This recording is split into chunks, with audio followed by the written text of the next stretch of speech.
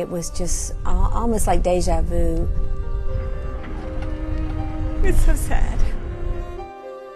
My name is Kelly Clem, and I'm the pastor of Home Street United Methodist Church in Huntsville, Alabama.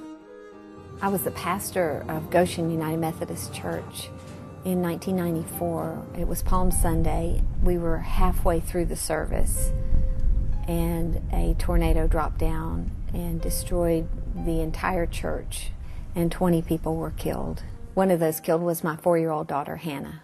I went towards where Hannah was. I did find her, and she was unconscious, and I just talked to her, and I patted her and reassured her that I was here. A rescue worker came and took her and tried to see if they could revive her, and they weren't able to. I think deep down in me I knew that she had died, but I wasn't ready to accept that yet. I didn't find out till probably a few hours later when they asked me to identify what she was wearing, and then we sent a friend over to actually physically identify her. Not feeling really theological right now, but I know that I don't blame God. God has been with us throughout all of this. God did not make this happen. I have made a wonderful recovery. There's been so much healing in my life.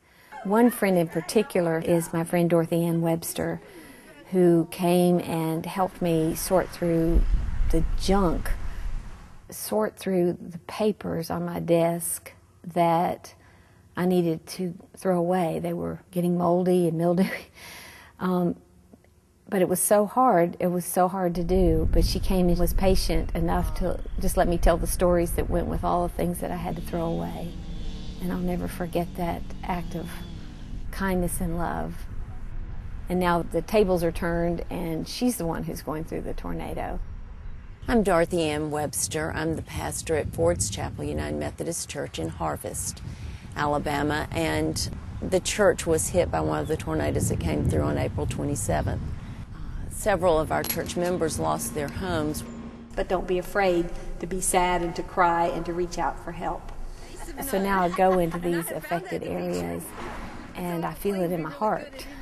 But I also feel like I can carry with me hope that people will get through this. I have an idea what it's going to be like next week and next month for them, and they don't see that yet. So one of the things that we can do is not compare ourselves to somebody else, but to say, okay, God, what do I have? I don't want them to have to think about my story, but I hope that I bring some empathy and understanding. Of course, as a pastor, you find yourself in the middle of a situation with a family that's lost a child.